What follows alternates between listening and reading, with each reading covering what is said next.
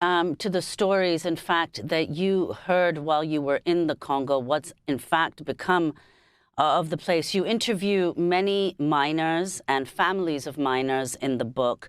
Could you tell us a couple of those stories? The story, for example, of Elodie or Lubo. Just tell us what they told you, who they are. Yeah, Elodie is a young girl I met on my first trip to the Congo. She was 15 years old, an orphan. She was digging in an area called Lake Malo, which is near a village called Kapata in the Kolwezi area. And she'd been orphaned by cobalt mining. Her father, she reported, died in a tunnel collapse inside an industrial mine right next to where she was digging when I met her. And her mother died from some infection or illness. She wasn't sure, but her mother was someone who rinsed cobalt stones in the very toxic waters at Lake Malo.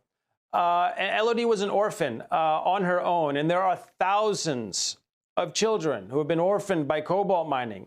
And they scramble and scrounge for cobalt. And in her case, she couldn't make ends meet. She had to prostitute herself as a teenager to try to get money to survive. When I met her, it was pretty clear to me she was in the later stages of HIV. She had a 2-month-old son strapped to her back.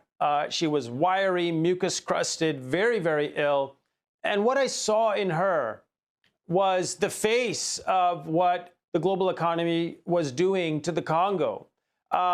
It's almost impossible to imagine that the degradation of this child and children like her can be transformed by the global economy into shiny phones and cars. But that's exactly what's happened. And she was sort of the quintessence of this story, the complete degradation of Congolese children thrown to a pack of wolves by a global economy that transformed their degradation, their suffering, into the indispensable gadgets and cars that we rely on every day. And that's an injustice. That's an utterly caustic, miserable formula that needs to be set right, because we can't conduct our rechargeable economy in our daily lives by inflicting such violence and suffering on some of the poorest